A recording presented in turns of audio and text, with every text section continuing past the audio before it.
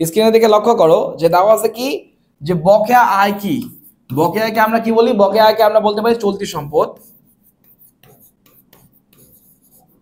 বকেয়াকে আমরা কি বলতে পারি, বকেয়াকে আমরা বলতে পারি যে চলতি সম্পদ। কেন, বকেয়া জিনিসটা কি, আমি হচ্ছে কোন একটা প্রতিষ্ঠানকে সেবা দিয়েছি বাট নগদ অর্থ পাইনি, দ্যাটস হোয়াট আমরা কি বলতেছি বকেয়া আয়। তো আমরা আয়ের বকেয়াকে কি বলবো, আগের বকেয়াকে আমরা চলতি সম্পদ হিসাবে গণ্য করতে পারি। ওকে, তো চলো এখানে দেখো এক্সাম্পল দেওয়া আছে একটা, কি বলছে দেখো, যে বকেয়া সেবা আয় 500 টাকা, তার মানে কি হচ্ছে আমাদের দেনাদার হিসাব, দেনাদার হিসাব ডেবিট, দেন হচ্ছে বকেয়া আয় হিসাব, আয় হিসাব ক্রেডিট। বিকজ কেন আয় হচ্ছে, আয় আমাদের বৃদ্ধি পাইছে, কেন দেনাদার হলো, বিকজ সম্পদ, আমাদের সম্পদ বৃদ্ধি পাইছে, দ্যাটস আমরা ডেবিট লিখছি দেনাদার হিসাব, এবং বকেয়া আয় হিসাব আমাদের আয় বৃদ্ধি পাইছে, দ্যাটস আমরা কি লিখছি, এটা ক্রেডিট। আয় বৃদ্ধি পেলে ক্রেডিট এবং সম্পত্তি বৃদ্ধি পেলে ডেবিট হয়, সেটা এখানে প্রমাণ করা হয়েছে। আশা করি বুঝতে পারছো। ধন্যবাদ সবাইকে।